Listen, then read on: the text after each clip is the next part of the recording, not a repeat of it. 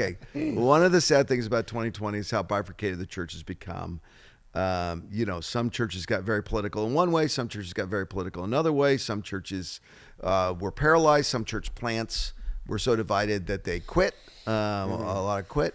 A tremendous amount of disruption to get people to stop going to church. And a tremendous increase in online content. I don't know if it's online church has really increased.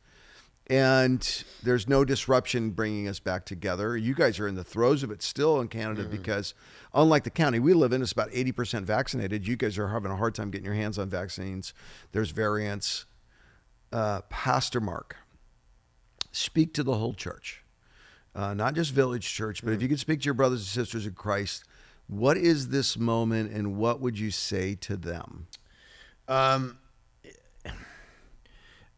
I think we got to try to have like a long-term perspective on all this. We get caught in these moments of like, we can only see, the 5 feet in front of our face. And, you meet with people and they're like, this is the end of the world. And I'm like, what do you mean? And they're like, well, it's COVID. It's the end of the world. Don't you know it's in the Bible? It's the end times. And I'm like, what?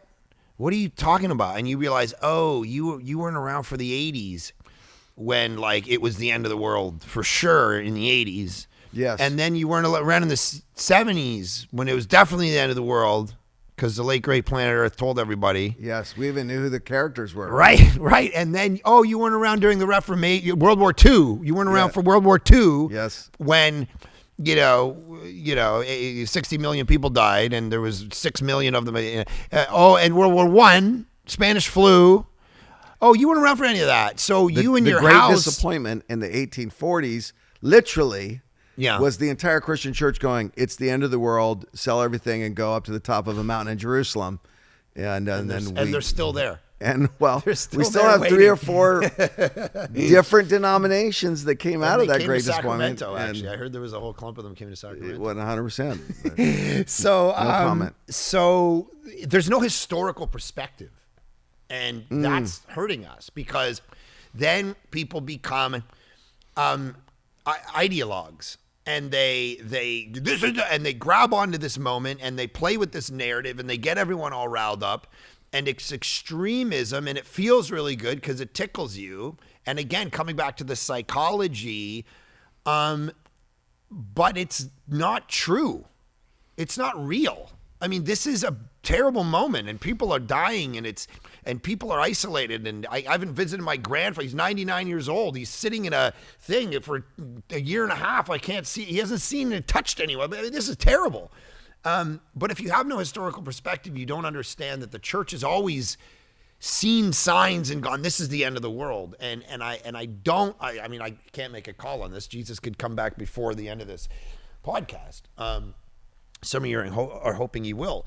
But it's like, man, this could go on for another 10,000 years, guys. This is one moment. This is what's the call. It's not to get all riled up in one particular moment. It's about the long game of the faithfulness to the end, having a perspective that goes, like I meet with people and I'm like, we're pastors. We've studied these things in pretty intense ways. I took Greek for 3 years. I read and they talk to me like I'm an idiot. I meet with people. They're like, come on, Mark, COVID's in Revelation 18 verse 5. Did you see how orange the moon, what? Did you see how orange the moon was last week, Pastor Mark? Yeah. And it's like, guys, this literally has nothing to do with anything.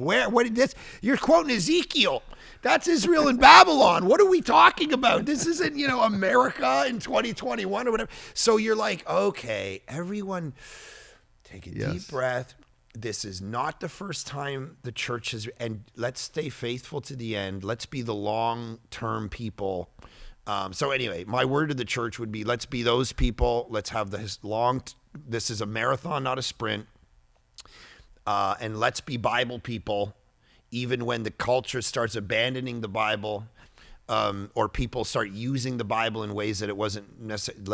Let's continue to be Bible people and not just cultural people. I think that's what's going to get us, to the end faithful.